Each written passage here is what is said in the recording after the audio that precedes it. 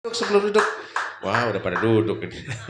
Kasih dulu senyum yang paling baik ke sebelah kiri kanannya. Katakan, hari ini kau luar biasa. Haleluya. Silakan duduk Bapak Ibu. Puji Tuhan.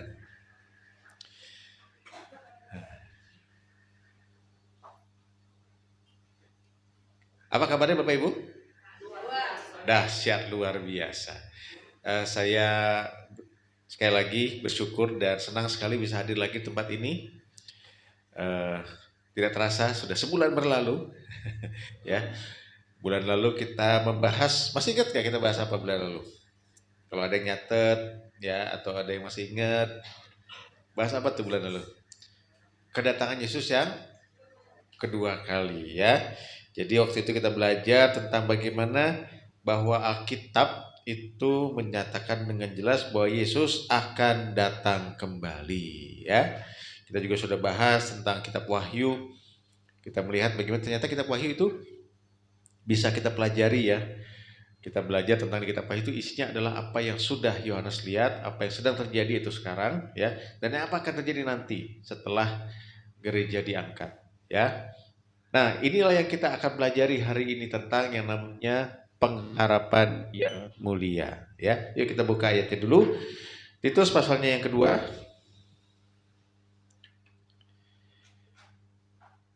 Titus pasal kedua.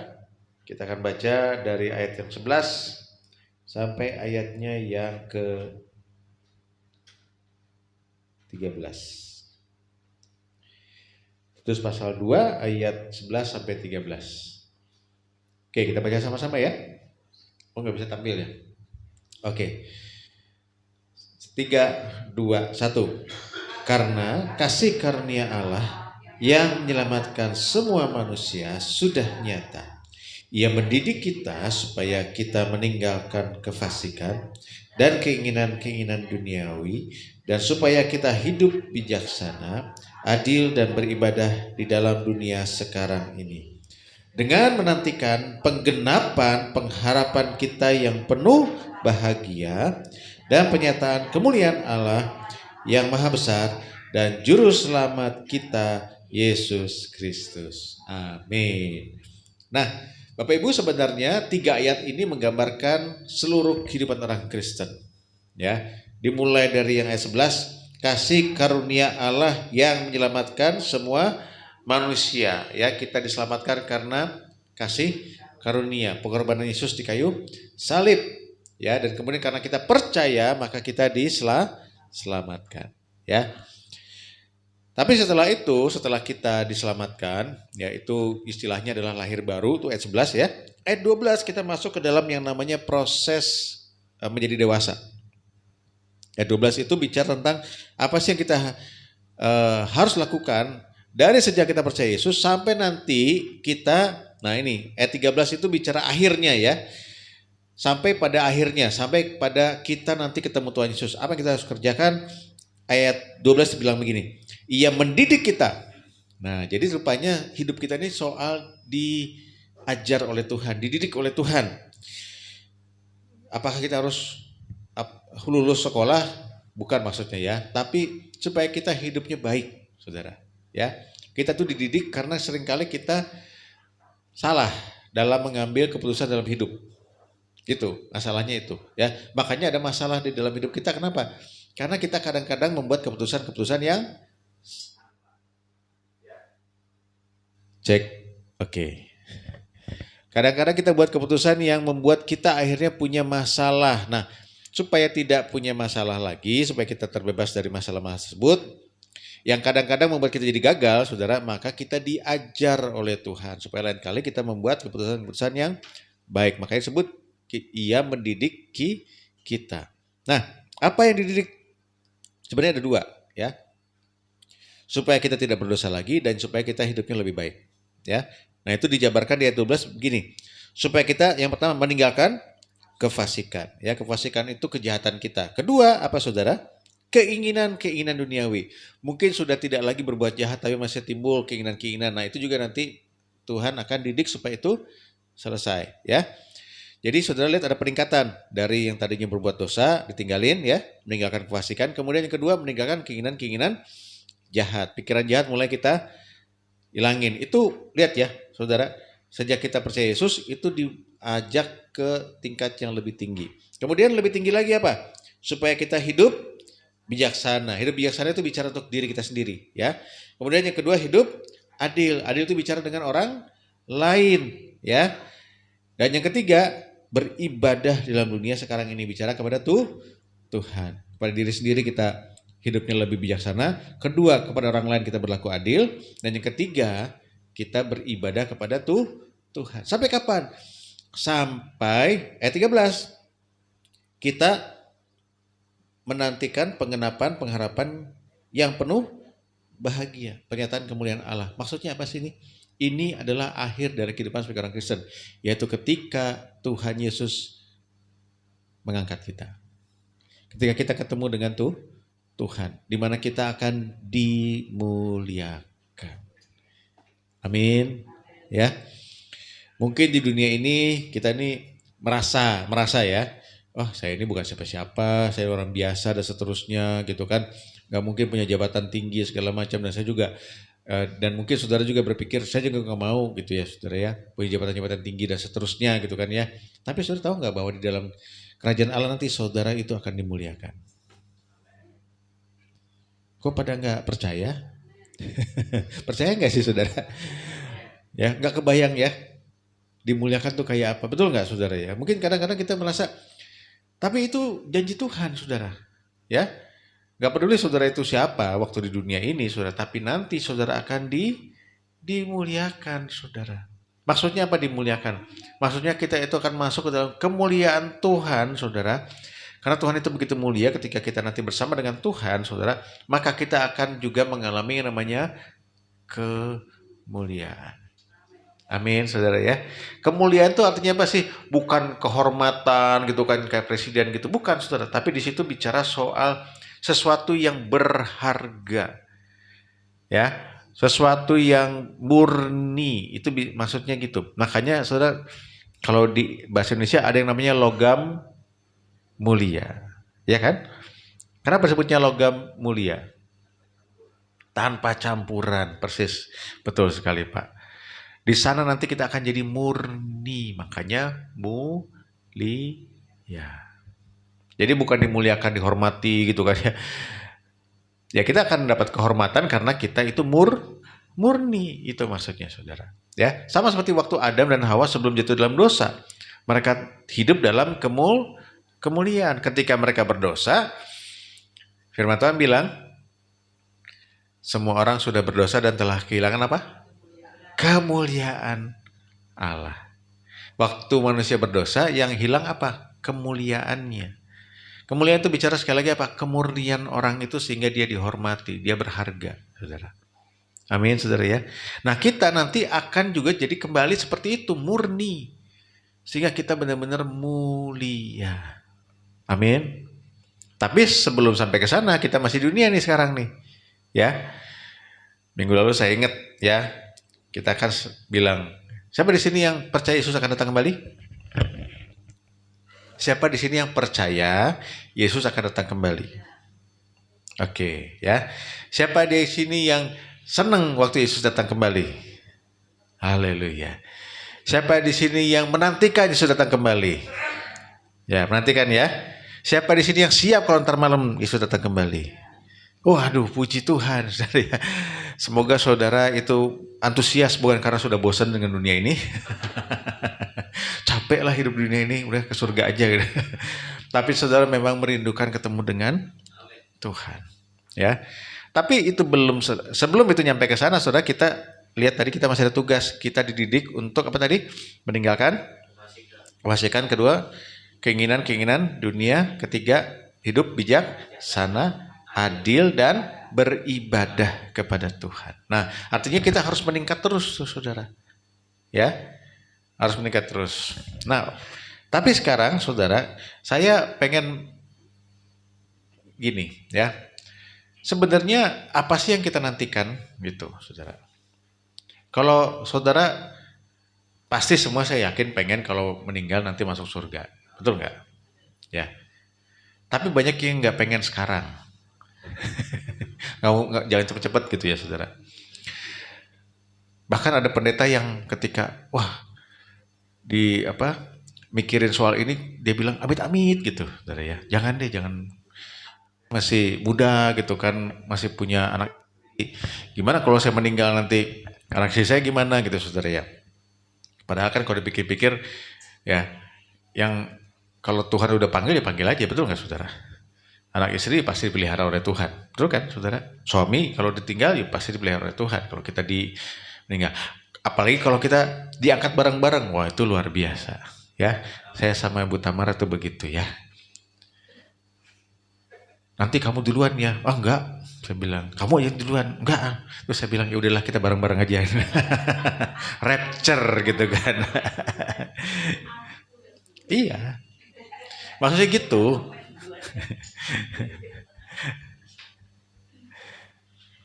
Masing-masing pengen duluan gitu maksudnya. Oh itu bahasa gitu ya. Iya. Kalau kamu yang duluan kayaknya kamu mati duluan ya.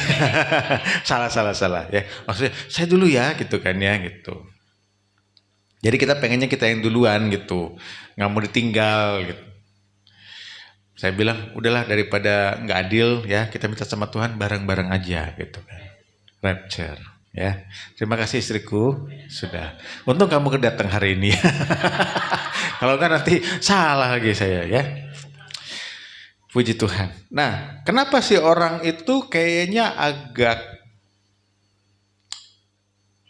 tidak mau cepat-cepat ke surga, cepat-cepat meninggal? Siapa di sini yang mau cepat-cepat meninggal? Pasti nggak mau sih, ya. Tapi kalau maksudnya harus dipanggil Tuhan itu kita bisa terima gitu. Kalau nanti setengah jam lagi tiba-tiba sangkakala berbunyi, saudara siap nggak? Mau nggak? Seneng nggak gitu loh saudara? Ya, ada beberapa jawaban dari keengganan orang Kristen ya, karena yang saya dapatkan yang paling besar adalah karena tidak punya gambaran yang jelas tentang surga itu seperti apa. Saudara cuma taunya, oh surga itu nanti tempat, kita ngapain sih di surga? Ayo, kita di surga ngapain? Kalau yang pernah saudara dengar,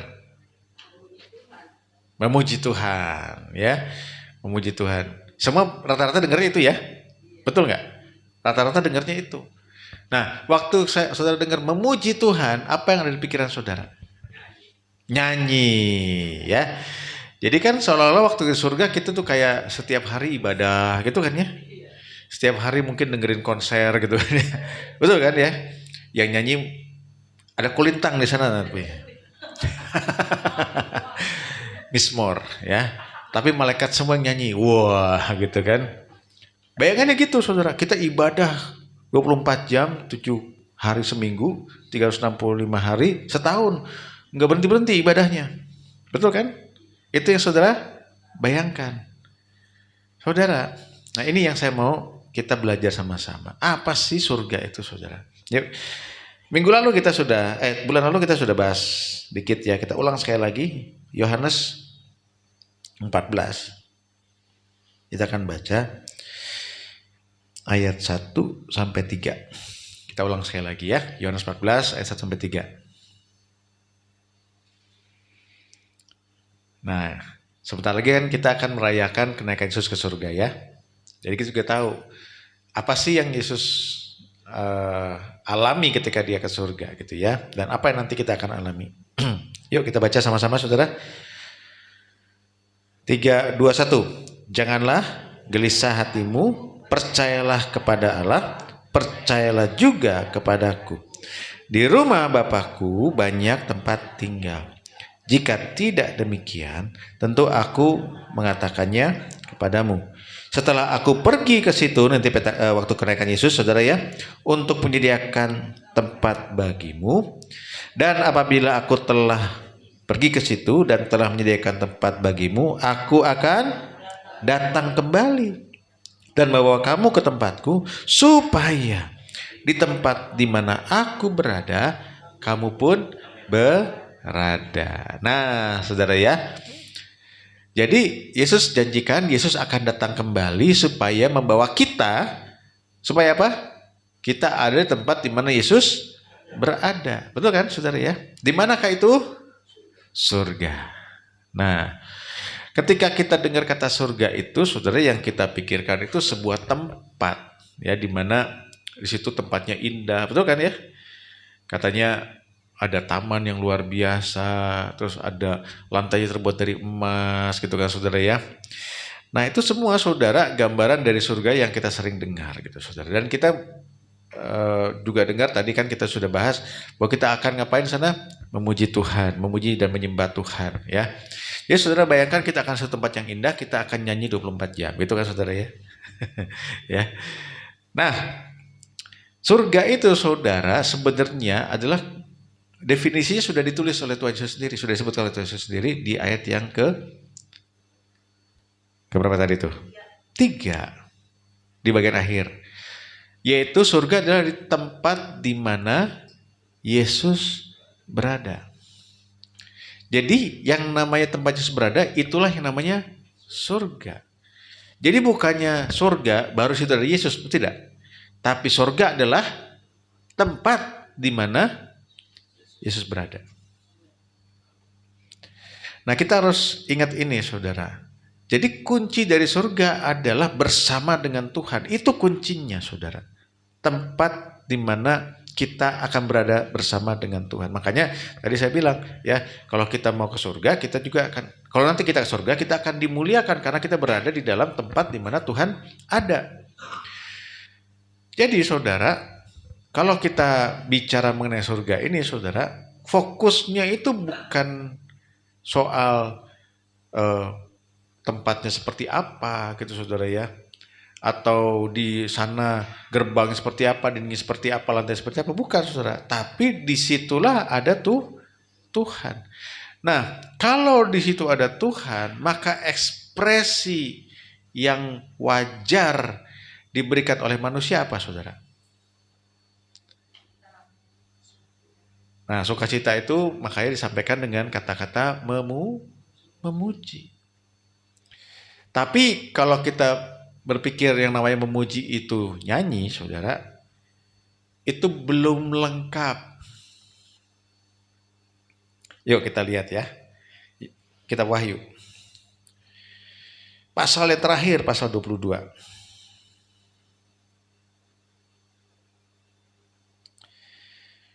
Kita akan baca ayatnya yang kelima. Nah, kitab Wahyu ini sedang bicara soal surga nih, saudara ya. Nah, kita coba baca ayat yang kelima.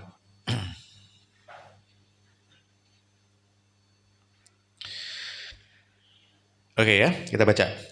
Sama-sama 3, 2, 1. Dan malam tidak akan ada lagi di sana, dan mereka tidak memerlukan cahaya lampu dan cahaya matahari.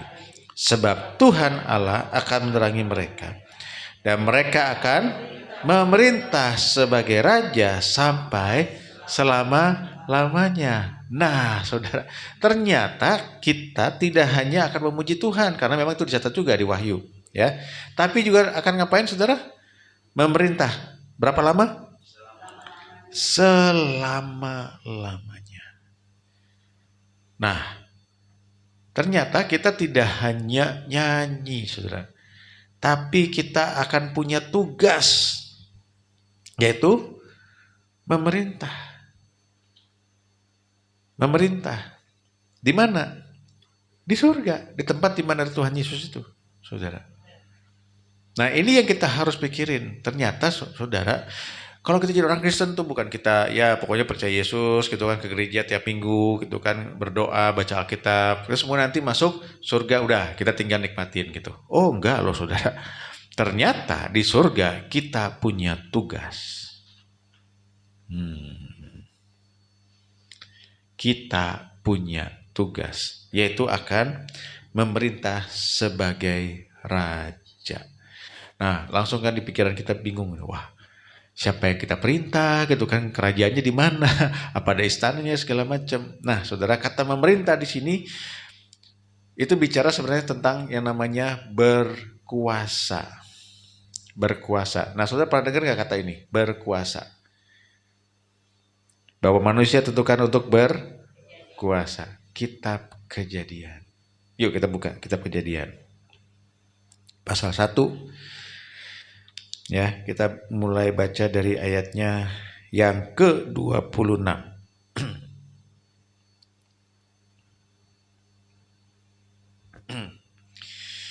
Kita baca sampai 28 ya, saudara. 3, 2, 1. Berfirmanlah Allah, baiklah kita menjadikan manusia menurut gambar dan rupa kita, supaya mereka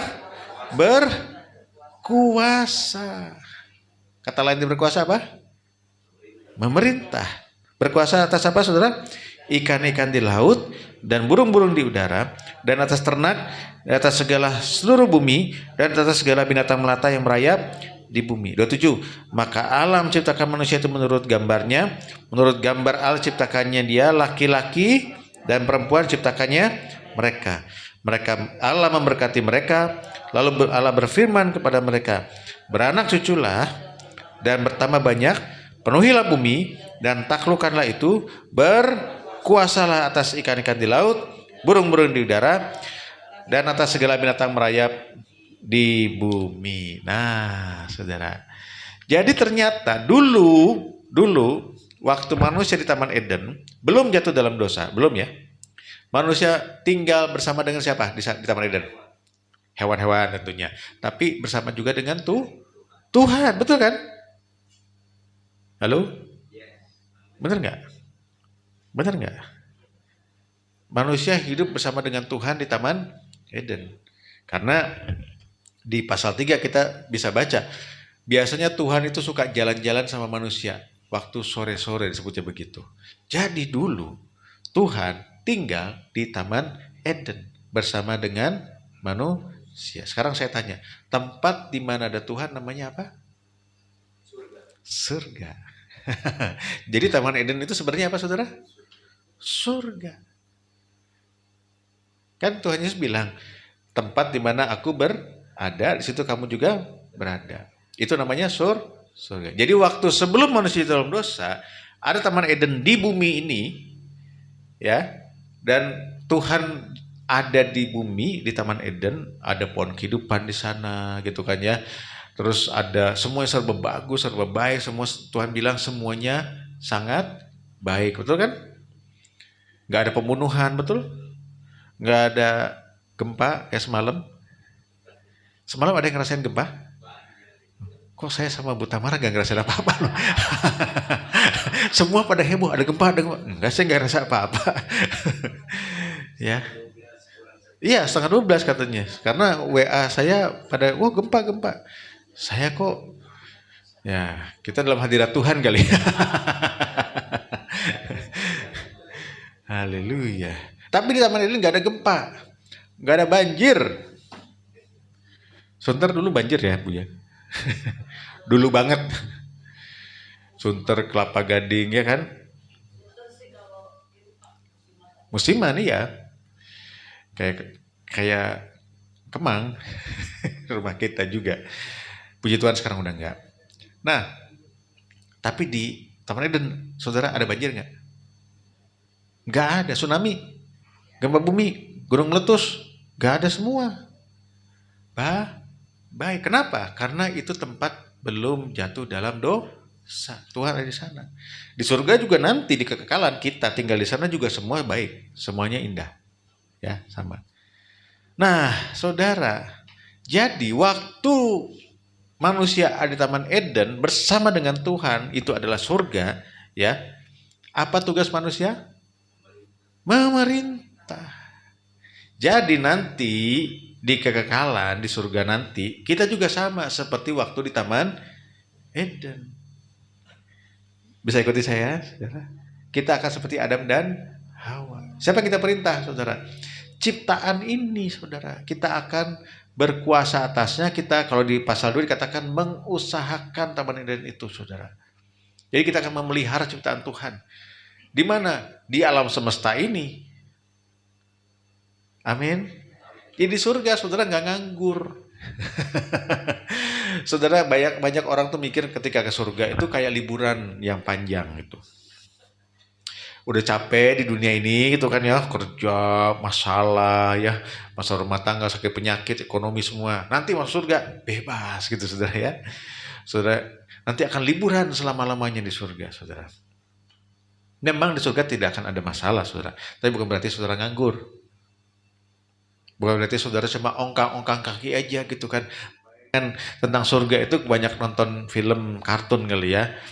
Kita akan pakai baju putih ya.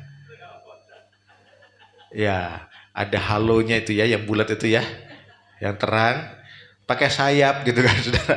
Terbang sana, terbang sini, bawa harpa, ya kan? Gambarannya itu, saudara. Jadi kayaknya kayak liburan gitu ya, saudara. Saudara, waktu kemarin liburan Lebaran, ya. Kalau liburannya diperpanjang sampai 2 minggu, senang nggak, saudara? Senang, oke ya.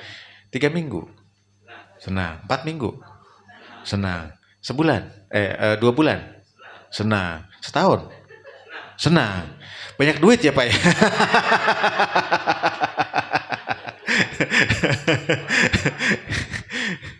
Ya kalau kita nggak punya pekerjaan segala macam, mungkin ya udah ngapain lagi. Tapi saudara, kenapa orang tour travel itu bikin liburan ke luar negeri itu paling lama itu 2 minggu? Kenapa? Lebih dari itu, bosen. Bener nggak? Coba saudara pergi dari rumah ya, kelamaan aja gitu. Awalnya sih seneng gitu kan, wah gini gini gini. Tapi lebih dari 2 minggu udah nggak, jenuh, betul. Apalagi kalau kita biasa kerja segala macam, tiba-tiba nggak ngapa-ngapain, jenuh. Kenapa? Karena saudara dan saya itu diciptakan untuk ini loh saudara, bekerja. Saudara diciptakan untuk bekerja. Nah, bekerja itu dalam bahasa aslinya, saudara ya, salah satu bahasa untuk bekerja adalah, saudara, dengar baik-baik ya, salah satu terjemahan asli dari kata bekerja dalam Alkitab itu dalam bahasa Ibrani-nya abodah. Diterjemahkan ke dalam bahasa Arab, kemudian diserap bahasa Indonesia jadi ibadah. Itu di Alkitab. Jadi di dalam Alkitab kata ibadah itu dipakai untuk orang yang bekerja, baik itu di bait suci, jadi para imam itu yang bekerja sebutnya ibadah, atau orang yang lagi jualan kain lenan halus di dalam Alkitab itu sebutnya juga ibadah. Di dalam Alkitab Tuhan gak bedain orang yang kerja di bait suci sama orang yang kerja di pasar. Kalau zaman sekarang berarti yang saudara di kantor saudara mungkin bekerja di rumah sebagai rumah tangga, atau bekerja di pabrik, atau punya usaha, atau apapun saudara, nggak peduli. Tuhan nggak bedain itu, saudara. Kalau sekarang aja seolah-olah, oh pendeta itu yang lebih suci. Kalau yang karyawan segala macam, wah itu duniawi gitu saudara ya. Bagi Tuhan nggak ada bedanya. Makanya di firman Tuhan di Perjanjian Baru dikatakan, apapun yang mau kerjakan, kerjakanlah itu seperti untuk Tuhan. Jadi jangan salah saudara. Saudara di kantor, itu juga pelayanan untuk Tuhan. Ya mungkin saudara mikir, oh kan saya cari uang itu untuk keluarga, untuk makan dan seterusnya. Betul, memang firman Tuhan makanya katakan, siapa yang tidak bekerja, jangan makan. Karena kerja itu bagian yang tidak terpisahkan dari manusia. Manusia ciptakan untuk bekerja. Ya masing-masing pasti punya tugasnya sendiri-sendiri. Ya, bukan berarti bekerja itu harus di kantor, bukan saudara ya. Bukan. Tapi harus berkarya. Karena setiap kita, saudara semua, diberikan talenta, karunia, ya, kemampuan, skill, kepintaran, kekuatan, waktu, keluarga. Itu semua adalah modal yang Tuhan berikan. Kalau dalam bahasa Alkitab itu talenta. Ya, kita sudah belajar bahwa talenta ternyata jumlah yang sangat besar sekali, ya. Satu talenta itu kalau uang sekarang kira-kira hampir, kalau pakai UMR Jakarta ya sekitar hampir 1 miliar 1 talenta. Ya.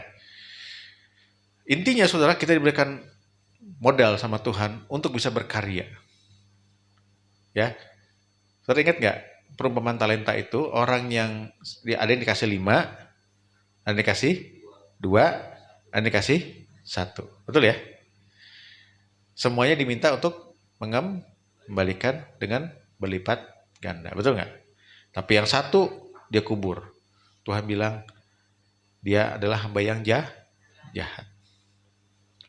Saudara harus ngerti bahwa Tuhan kalau sudah kasih kepada saudara talenta, Tuhan pengen saudara juga bertanggung jawab dengan apa yang Tuhan sudah percayakan kepada saudara. Karena itu sebuah investasi, bagi Tuhan itu investasi yang sangat besar.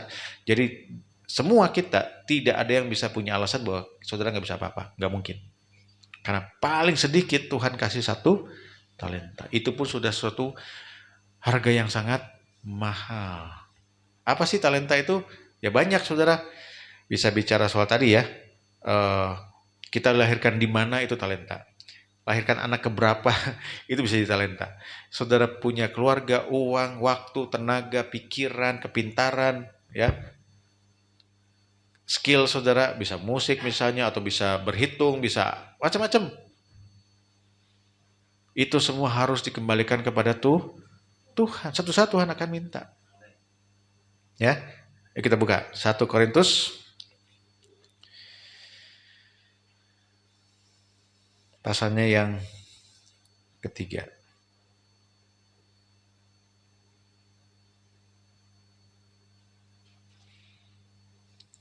Kita akan baca ya, dari ayat 11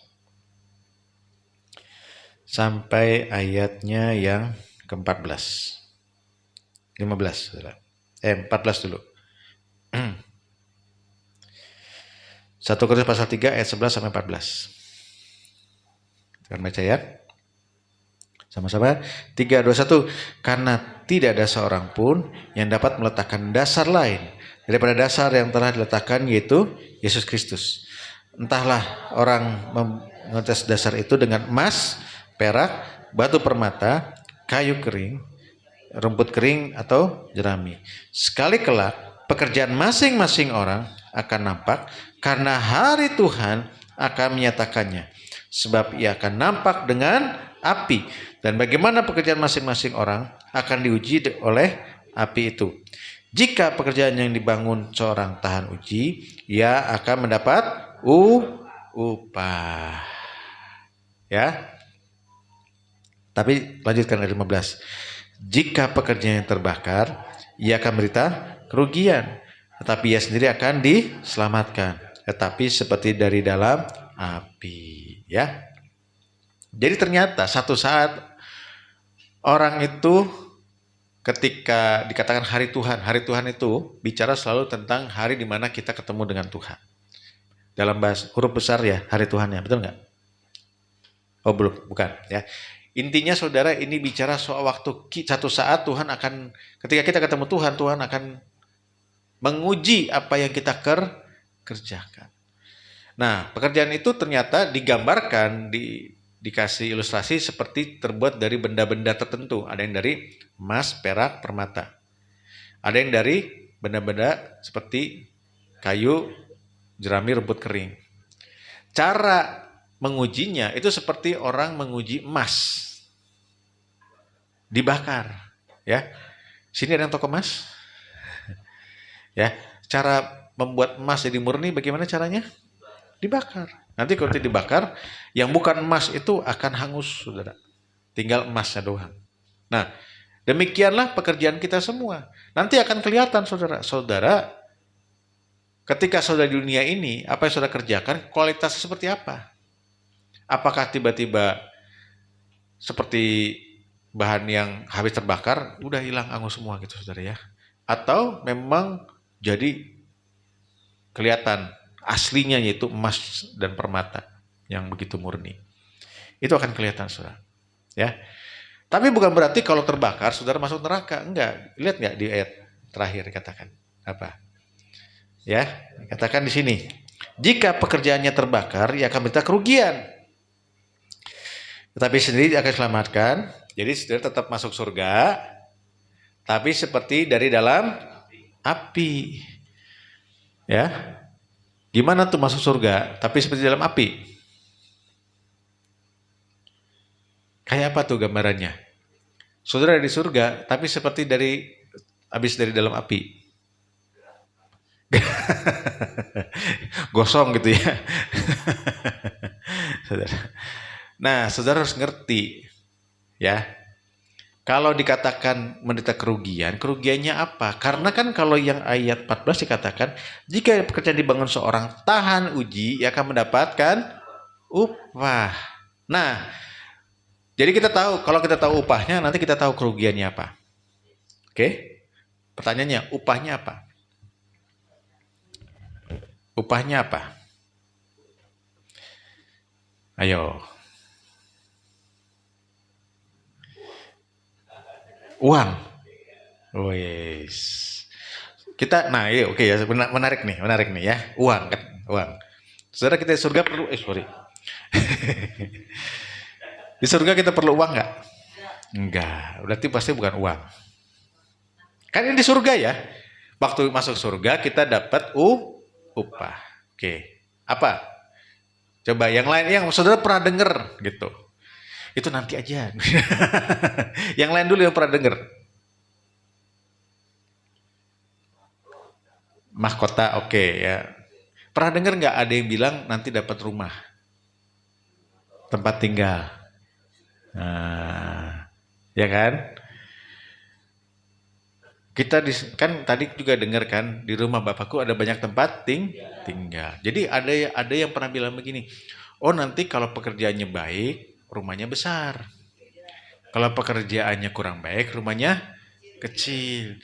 Kalau ya BTN gitu kan ya, malah ada yang bilang bolong-bolong gitu. Atapnya bolong-bolong kayak kandang ayam gitu kan katanya gitu. Pertanyaan saya gini, ya. Kan tadi saya udah bilang ya di surga itu semua serba baik ya. Oke. Saudara coba pikirin. Kalau kita di surga nanti, saudara perlu kamar mandi nggak? Iya, makanya. Tapi saya tanya, perlu nggak? Nah, di surga kita bakal keringetan nggak gitu loh, saudara? Ya ada tubuhnya sih, tapi pertanyaan bakal keringetan nggak? Sampai perlu mandi? Nggak. Oke, jadi kita nggak perlu kamar mandi, oke? Perlu dapur nggak buat masak? Nggak. Perlu tempat tidur nggak buat tidur? Nggak, kita kan nggak akan capek, betul ya? Jadi tempat tidur nggak perlu. Jadi perlu kamar tidur nggak? Enggak. Kita bisa terbang. Kita perlu ini nggak? Apa namanya? Tempat tempat ruang makan gitu. Nggak perlu. Ruang tamu? Terima tamu gitu? Enggak juga. Ya enggak? Ini lebih ini lagi. Di surga ada kepanasan atau kehujanan nggak? Enggak. Jadi perlu atap nggak? Bakal ada maling nggak? Enggak. Jadi perlu pagar nggak? Pintu? Jendela? Enggak. Jadi perlu rumah nggak? Nah, saudara perlu ngerti. Betul. Yang namanya rumah maksudnya apa? Dalam bahasa Inggris itu ada dua kata. Ada house, ada home, betul. Sebenarnya yang dimaksud itu rumah di sini, kalau house itu kan bicara gedung. Kalau tempat tinggal bisa bicara apa? Home. Makanya ada kata home, sweet home. Itu tempat tinggal intinya. Betul kayak apa? Kita nggak perlu terlalu pusing sebenarnya. Tapi kita akan tinggal diterima bersama dengan Tuhan. Nah itu namanya bukan upah. Itu memang bagian kita. Bukan berarti kalau kita kerjanya jelek terus kita nggak dapat tempat tinggal. Enggak. Jelas kok dikatakan tetap selamat. Artinya masuk surga. Tinggal di surga. Oke? Jadi diterima dalam keluarga besar kerajaan surga. Nah tadi udah disebut tuh sama Bu Tamara sama Bu Tris. Dengar nggak? Nggak kedengeran. Mahkota. Mahkota. Ini yang sebenarnya. Mahkota itu apa? Sebenarnya saya tanya, siapa yang pakai mahkota? Di dunia ini yang pakai mahkota siapa? Raja. Makanya dikatakan kita akan memerintah. Kenapa? Karena kita dapat mahkota. Nah, pengertian ini perlu saya nih ya. Yuk kita buka Wahyu sebagai penutup ya. Seru ya. Mengenai surga ini masih banyak sebenarnya. Tapi ini yang perlu kita sampaikan. Ya. Yang perlu kita mengerti. Wahyu pasalnya yang keempat.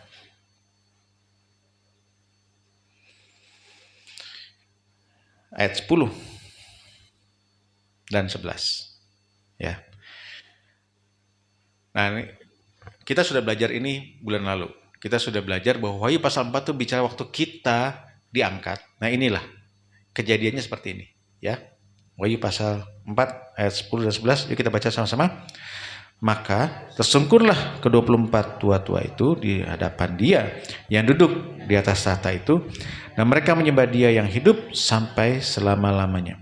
Dan mereka melemparkan mahkotanya di hadapan tahta itu sambil berkata, Ya Tuhan dan Allah kami, Engkau layak menerima puji-pujian dan hormat dan kuasa, sebab Engkau telah menciptakan segala sesuatu, dan oleh karena kehendak-Mu semuanya itu ada dan diciptakan. Nah, kita menemukan kata 24 tua-tua. Siapakah 24 tua-tua itu?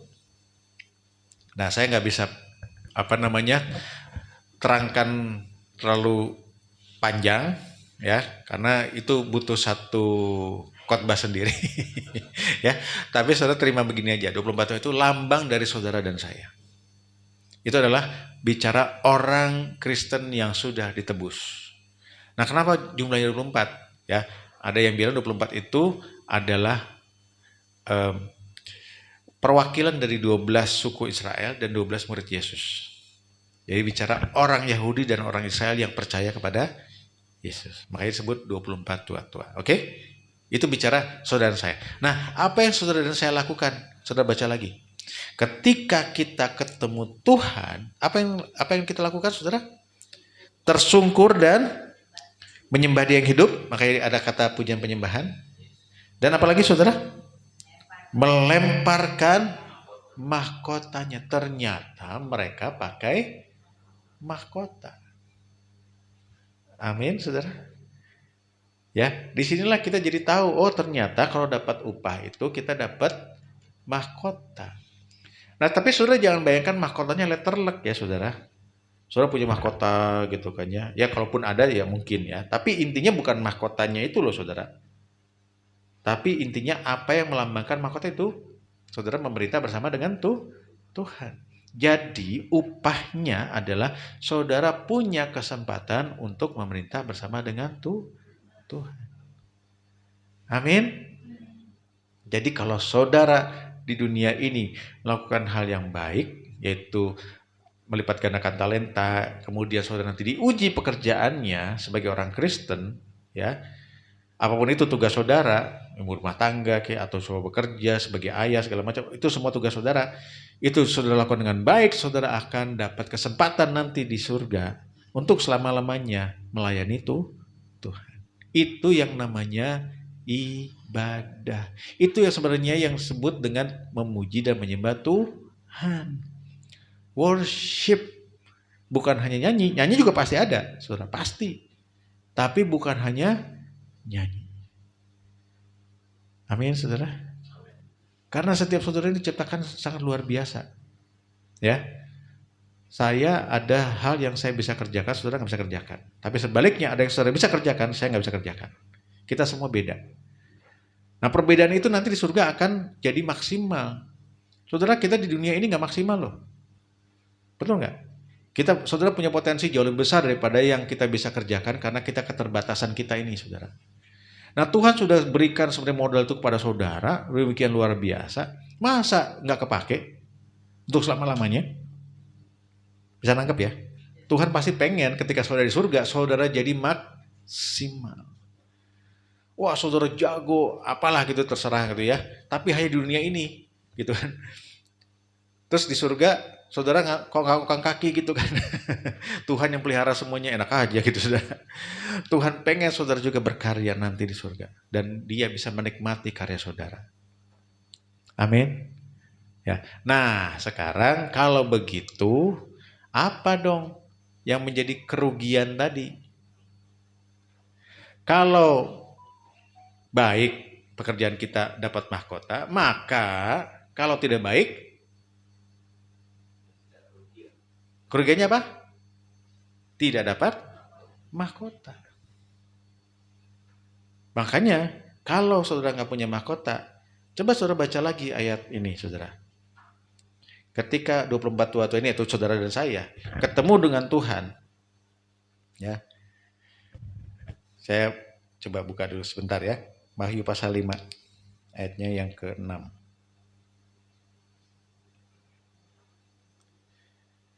Wahyu 5 ayat yang ke-6. Yuk, baca sama-sama ya saudara. 3, 2, 1. Maka aku melihat di tengah-tengah tahta dan keempat makhluk, dan di tengah-tengah tua-tua itu berdiri seekor anak domba, Yesus ya saudara ya, seperti telah disembelih, bertanduk 7, bermata 7, itulah ketujuh roh Allah yang diutus ke seluruh bumi. Ini semua 7 itu lambang kesempurnaan, bukan benar-benar ada 7. Tapi saudara yang saya mau garis bawahi, ketika kita di surga, apa yang kita lihat? Yesus seperti telah disembelih. Saudara, nanti di surga kita lihat Yesus. Yesus itu masih ada bekas lukanya. Lubang paku di tangan, kita akan lihat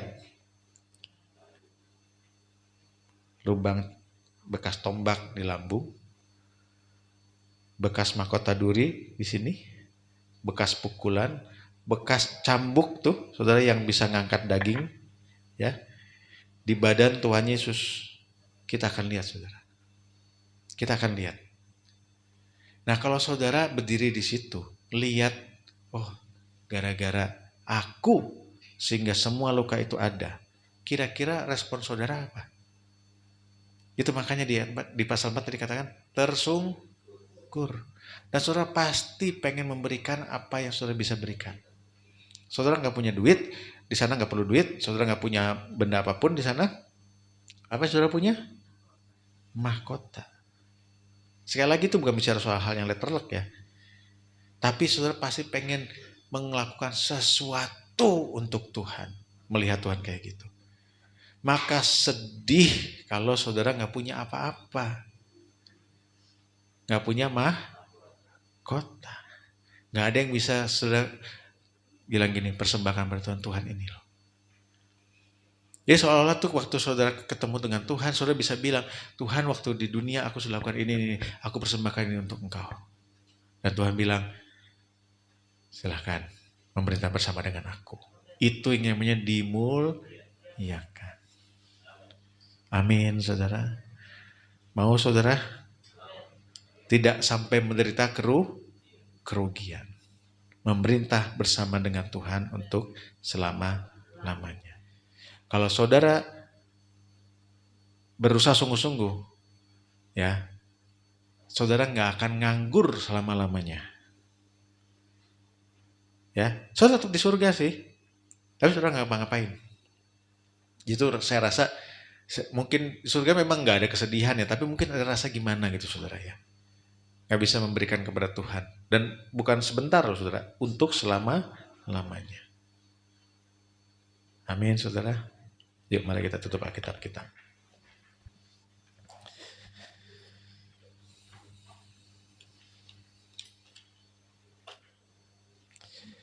Haleluya. Saya percaya setelah ini saudara mengalami transformasi dalam pikiran kita. Dan kemudian itu terjemahkan ke dalam tindakan kita. Saudara ya, kita tahu sekarang bahwa nanti saudara masuk surga itu bukan sekedar pindah tempat di mana kita akan bersenang-senang.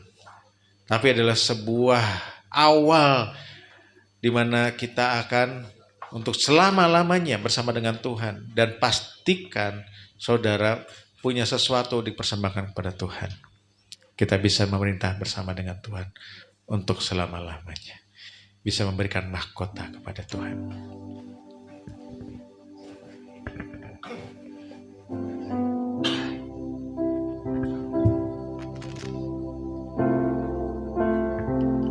Selidiki aku. Mari kita bangkit berdiri.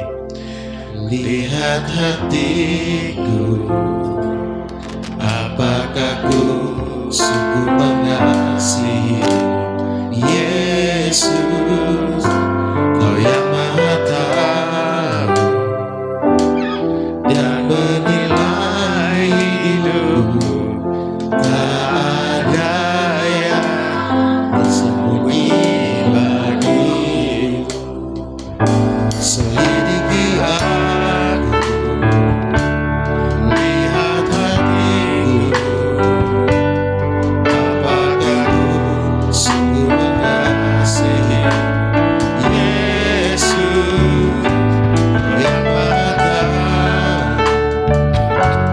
dan menilai hidupku. Tak ada yang tersembunyi bagimu.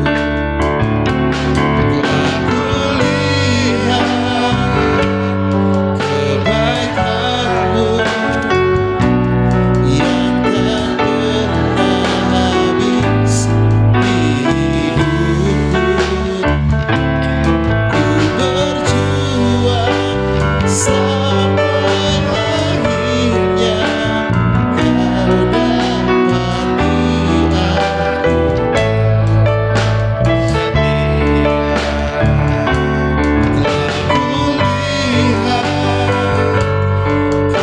kebaikan-Mu yang tak pernah habis di hidupku. Berjuang sampai akhirnya Kau dapati aku tetap setia. Kau dapati aku tetap setia. Kau dapati aku tetap setia.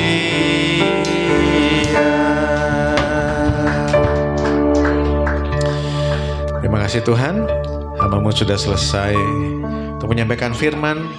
Percaya Roh Kudus akan terus mengajar kami, mengingatkan kami untuk kami tetap setia sampai pada akhirnya. Tidak saja untuk kami bisa bersama dengan Engkau di surga untuk selama-lamanya, tapi di sana kami boleh mempersembahkan mahkota kami. Artinya kami mempersembahkan apa yang kami kerjakan selama dunia ini. Karena kami sungguh-sungguh sangat bersyukur atas kebaikan-Mu, sehingga Kau mau mati bagi kami di kayu salib. Terima kasih ya Tuhan, terima kasih Bapa. Biarlah Roh Kudus yang menguatkan kami, mengingatkan kami, dan terus mendorong kami untuk kami terus bekerja melayani Engkau sampai pada akhirnya. Dalam nama Yesus Kristus, amin. Tuhan memberkati.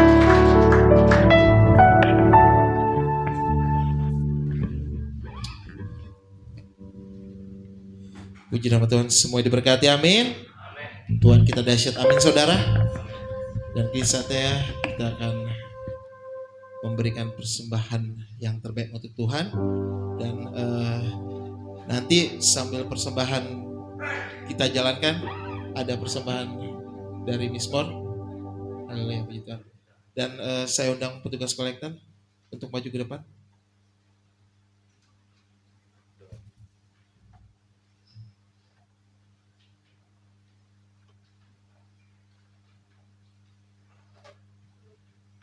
Dan sebelum persembahan diedarkan, mari sama-sama kita satu dalam doa. Bapa kami, Bapa yang kami kasihi, Bapa terima kasih Bapa. Bapa sebentar lagi kami ingin memberikan persembahan Tuhan. Dan kiranya Engkau jamah Tuhan, supaya persembahan ini Bapa bisa berguna untuk melayani Engkau lebih lagi Tuhan. yang siap memberikan persembahan? Mari sama-sama kita katakan amin.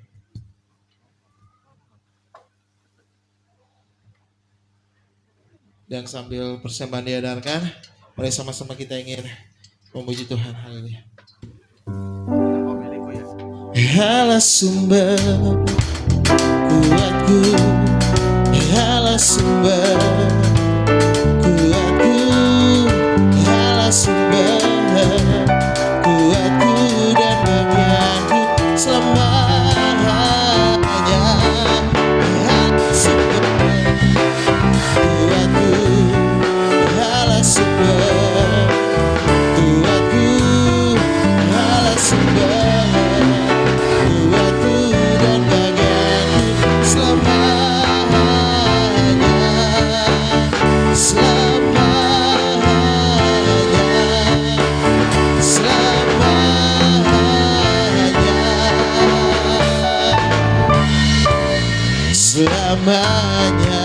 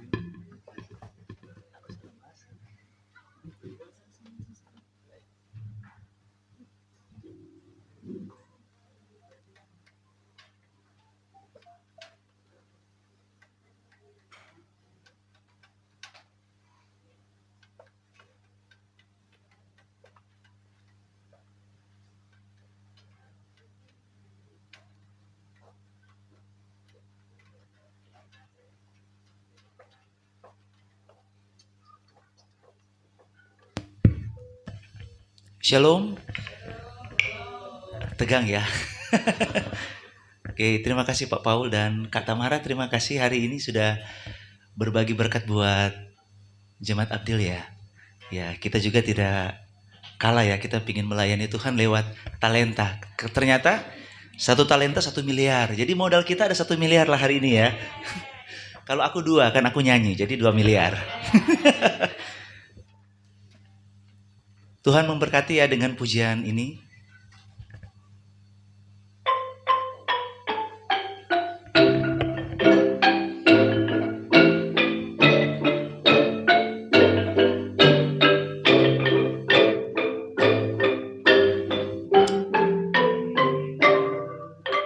Tengah dan arus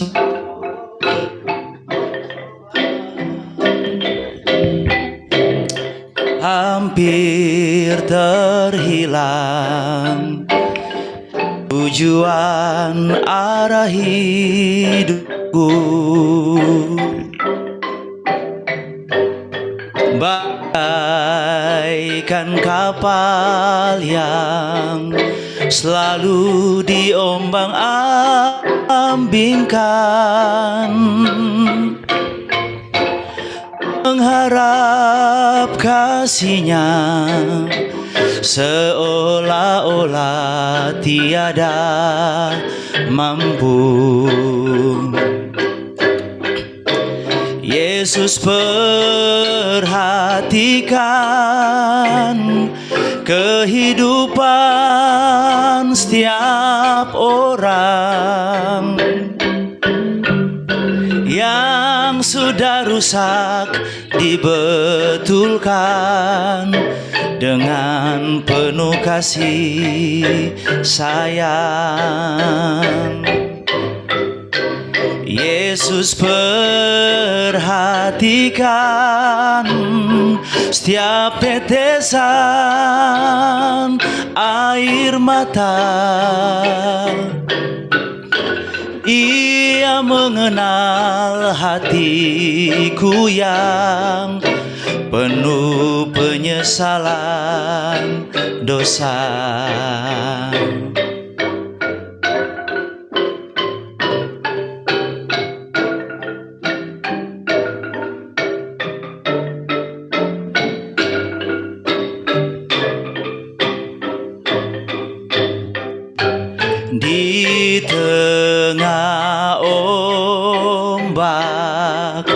dan arus pencobaan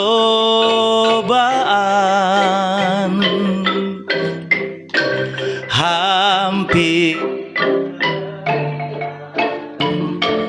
tujuan arah hidupku,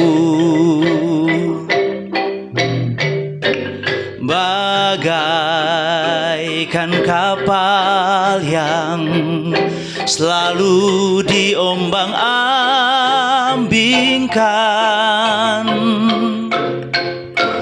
mengharap kasih-Nya seolah-olah tiada mampu. Boleh nyanyi sama-sama? Yesus perhatikan. Yesus perhatikan kehidupan setiap orang yang sudah rusak dibetulkan, yang sudah rusak dibetulkan dengan penuh kasih sayang. Yesus perhatikan. Yesus perhatikan setiap tetesan air mata. Dia mengenal hati, Dia mengenal hatimu yang penuh dosa. Dia mengenal hatiku yang penuh penyesalan dosa.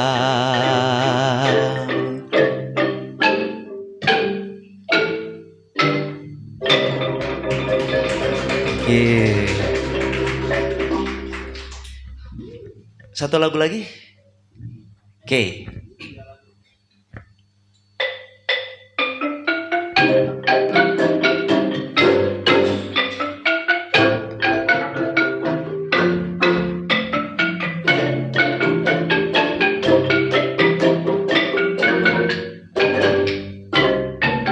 Jangan lelah bekerja di ladangnya Tuhan.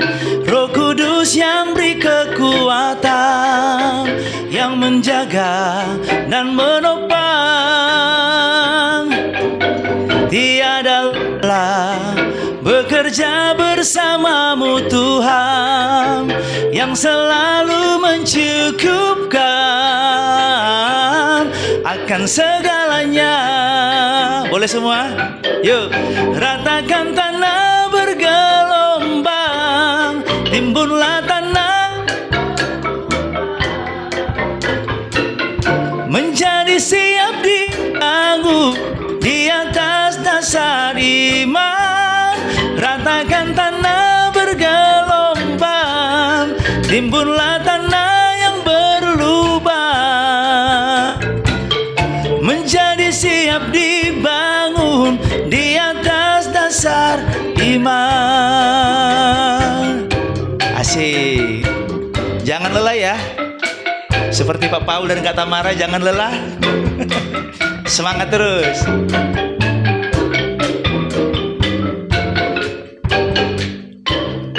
Jangan lelah bekerja di ladangnya Tuhan.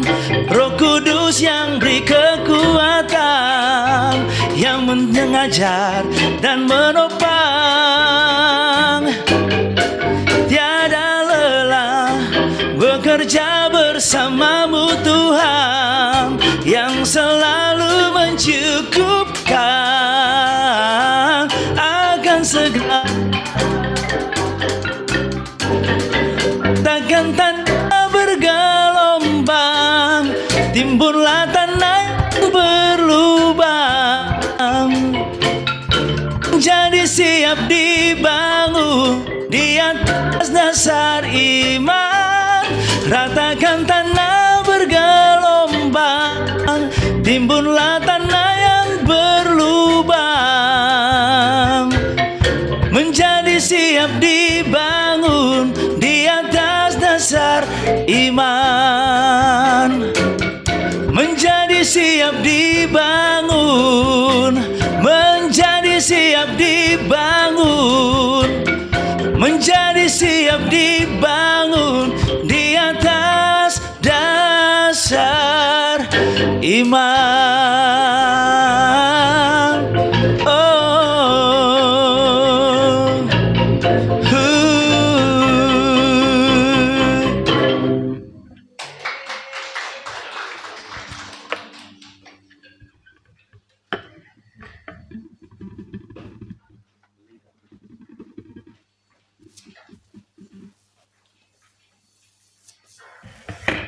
Puji nama Tuhan, kita semua diberkati, amin.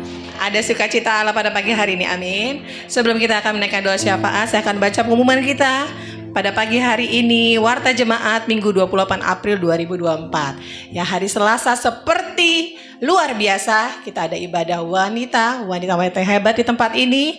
Hari Selasa 30 April 2024 jam 5 sore, 17 waktu Indonesia Barat. Pembicaranya adalah Miss Wile dengan pujian Ibu Cualime. Ya, dipersiapkan untuk kita menerima berkat di hari Selasa nanti. Hari Rabu berhubung tanggal merah tanggal 1 ya. Racer hari Rabu diliburkan ya, tanggal 1 ya, maafin ya, 1 Mei ya, bertepatan dengan ulang tahun Pak Aven ya. Minggu depan kembali kita akan beribadah pada hari Minggu 5 Mei 2024. Diperhatikan pembicara Ibu Gembala kita Ibu Trisnawati Wiono, multimedia Saudari Desi, untuk kolektannya Bapak Sugiman Sadili dan Ibu Cualime ya. Doa syafaat nanti Ibu Lim Caida dengan penerima tamu Ibu Tati Herawati. Di Warta Jemaat Bapak Ibu buka, nanti ada bacaan Alkitab selama 1 minggu ya. Jika kita baca secara teratur, kita akan menyelesaikan Alkitab kita dalam 1 tahun ya. Happy birthday masih di bulan April, tanggal 17 April Bapak Erwin, tanggal 8 April Ibu Tati Herawati ya. 2 hari lagi Pak RT kita Bapak Suryadi tanggal 30 April ya. Selamat ulang tahun, biarlah di tahun-tahun yang bertambah usia, bertambah kebaikan Allah, hikmat bagi yang berulang tahun bulan ini. Baik Bapak Ibu jemaat sekalian, kita bangkit berdiri, kita akan berdoa syafaat. Kembali kami datang ke hadirat-Mu Tuhan Yesus, Kau Allah yang sungguh baik di kehidupan kami Tuhan. Pada pagi hari ini benar-benar Tuhan Yesus kami mendapat firman Tuhan yang baru, yang luar biasa, membuka pikiran kami Tuhan Yesus, bahwa Bapa kami adalah yang sesungguhnya umat yang sangat Kau kasihi. Kau persiapkan kami menuju rumah-Mu Tuhan. Begitu Engkau baik, Kau perhitungkan setiap kami mulai kami berada di dunia ini sampai kami akan kembali kepada Engkau Tuhan. Lewat kebenaran firman-Mu pada pagi hari ini, biarlah kami berlomba-lomba Tuhan untuk kami mencapai mahkota kami, kekekalan kami bersama Tuhan. Karena yang Kau inginkan adalah Tuhan kami tinggal bersama Engkau Tuhan. Kami hidup bersama-Mu Tuhan, bahkan kami selama-lamanya, karena kami adalah milik-Mu Tuhan, ciptaan-Mu Tuhan. Oleh karenanya Tuhan, beranikan hati kami untuk sepanjang hidup kami menjadi berkat dimanapun baik kami berada Tuhan. Baik kami ibu rumah tangga, para pekerja Tuhan Yesus, pelajar, karyawan, biarlah hidup kami terus memuliakan nama-Mu. Kami mau memberkati hamba-Mu Tuhan, Bapak Paul Tuhan Yesus, biarlah semakin hari, biarlah kebenaran-kebenaran yang murni dan seutuhnya Tuhan Yesus yang boleh Tuhan Yesus dia pakai Tuhan. Biarlah Tuhan Yesus lewat kesehariannya dia boleh terus mencari-cari kebenaran firman yang sesungguhnya, yang mulia Tuhan, yang sungguh-sungguh murni, sehingga boleh dibagikan dimanapun beliau Tuhan Yesus tempatkan. Berkati Ibu Tamara Tuhan Yesus sebagai pendamping hidupnya. Mari Tuhan tolong, biarlah keluarga ini terus memuliakan Tuhan dimanapun mereka berada Tuhan. Nama-Mu terus dimuliakan, baik dalam pelayanannya Tuhan ya, pekerjaannya, pendidikannya, apapun yang mereka lakukan, biarlah boleh berhasil Tuhan, semuanya Tuhan. Biarlah mereka tetap tulus dan semuanya untuk kemuliaan bagi nama-Mu Tuhan. Berkati gembala sidang kami Tuhan Yesus. Biarlah Bapa Kau pakai hikmat marifat Allah luar biasa atas hidupnya. Nama-Mu terus Tuhan dimuliakan lewat Tuhan Yesus kesehariannya. Beliau melangkah Tuhan, biarlah ingatkan terus menerus Tuhan Yesus atas pekerjaan Tuhan, atas pelayanan Tuhan yang sesungguhnya adalah membawa anak-anak Tuhan, membawa buah-buah, membawa jiwa-jiwa untuk kehormatan bagi nama Tuhan. Berkati para jemaat-Mu baik yang hadir yang maupun Tuhan Yesus saat ini belum sempat hadir para orang tua Tuhan Yesus. Kau mari Tuhan tolong di tengah kesendirian mereka Tuhan Yesus, biarlah Engkau menjadi teman hidupnya Tuhan. Biarlah di masa tua mereka Tuhan, mereka tetap terus Tuhan Yesus mencari dan memuliakan Tuhan. Diberkati para suami Tuhan Yesus, biarlah terus memuliakan Tuhan, menjadi imam-imam di tengah keluarga, mencari berkat-berkat untuk istri dan anak-anaknya Tuhan. Dan biarlah mereka boleh memuliakan Engkau dalam hidupnya Tuhan Yesus. Berkati para wanita-wanita di tempat ini Tuhan, biarlah menjadi wanita yang melebihi permata Tuhan, menjadi wanita-wanita yang menjadi penolong Tuhan Yesus, menjadi wanita Tuhan Yesus yang mengasihi anak-anak dan suami serta orang tua mereka Tuhan. Terima kasih juga anak-anak Tuhan, kami tidak bisa memegang anak-anak ini sepenuhnya Tuhan, tapi kami serahkan ke dalam tangan Tuhan. Biarlah Tuhan tolong setiap anak-anak di tempat ini, baik yang masih belajar sekolah Tuhan Yesus, dalam pergaulannya Tuhan tolong biarlah anak-anak ini menjadi anak-anak yang memuliakan nama Tuhan, menjadi tiang-tiang gereja di masa yang akan datang. Oleh karenanya Tuhan tolong pakai setiap kami Tuhan Yesus boleh membawa anak-anak semakin dekat kepada Tuhan. Terima kasih Tuhan buat jemaat yang saat ini tidak bisa hadir, yang sakit Tuhan sembuhkan, yang mungkin mengalami kesedihan Tuhan Yesus, kesendirian Tuhan tolong Tuhan berikan kekuatan. Kami percaya pada pagi ini setiap jemaat dan anak-anak-Mu yang datang di tempat ini semua mengalami pengalaman baru di dalam Tuhan. Diperbaharui Tuhan Yesus iman kami dan semakin hari memuliakan Tuhan. Terima kasih Bapa. Terima kasih Tuhan Yesus, kalau besok kami akan menjalani kehidupan kami yang sesungguhnya Tuhan. Mari jadikan kami terang dimanapun kami berada, dan nama Tuhan saja yang terus kami muliakan. Terpujilah nama-Mu Bapa. Kami siap menerima berkat melalui hamba-Mu di dalam nama Tuhan Yesus. Kami bersyukur Tuhan, Engkau masih memberikan kami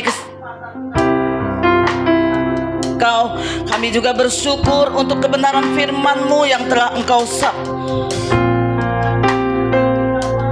kami semakin mengerti Tuhan, di dalam kami mengiring dan melayani Engkau. Kami tidak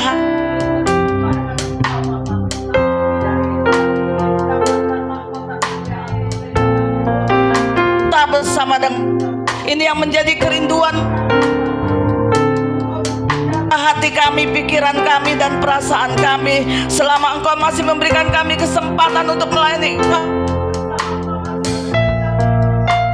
Tuhan, untuk melayani Engkau jaga kami Tuhan, sehingga kami semakin hari ketepatan sempurna di hadapan-Mu. Dan pada waktu Engkau datang dan memanggil kami benar-benar kedapatan sempurna Bapa. Engkau berkati kedua hamba-Mu Tuhan untuk menjadi alat bagi kemuliaan nama-Mu. Dimanapun Engkau utus hamba-Mu, Engkau berkati dan Engkau urapi dengan urapan yang baru. Baik Pak Paul maupun Ibu Tamara beserta dengan keluarga besar mereka, anak cucu mereka juga Engkau berkati dengan berkat-berkat yang melimpah. Terima kasih Bapa. Kami terus Tuhan rindu Tuhan untuk menyenangkan Engkau Bapa. Kami terus Tuhan rindu Tuhan untuk melayani Engkau Yesus. Terima kasih Bapa, kami percaya Engkau sudah memberkati setiap kami yang hadir pagi hari ini. Kalau sebentar kami akan melangkahkan kaki kami meninggalkan tempat ini, Engkau Allah yang tetap setia, yang tidak akan pernah meninggalkan kami. Bahkan kami akan ada di tengah-tengah masyarakat Tuhan. Kembali Tuhan Engkau urapi kami dan Engkau jaga hati kami. Banyak masalah yang akan kami hadapi, tapi satu hal yang kami tahu, Engkau tidak pernah tinggalkan kami. Engkau terus memagari, menjauhkan dari segala kuasa apapun juga. Terima kasih Bapa. Tibakan kami di rumah dengan tidak kurang satu apapun juga, baik yang dekat maupun yang jauh Bapa. Terpujilah Engkau Yesus Allah yang kami sembah. Saudara yang Tuhan kasihi, pagi hari ini arahkan hatimu kepada Tuhan dan terimalah berkat Tuhan. Pulanglah dengan membawa berkat damai anugerah daripada Bapa surgawi, kasih daripada anaknya Yesus Kristus, sukacita dan penyertaan lewat Roh Kudus tinggal di dalam kehidupanmu. Mulai pagi hari ini sampai Maranatha, Yesus datang yang kedua kali. Terima kasih Bapa, dalam nama Yesus kami berdoa. Terima kasih Yesusku, terima kasih Yesusku. Syukur hanya bagi Tuhanku, terima kasih Yesusku, terima kasih Yesusku. puji syukur hanya bagi Tuhanku.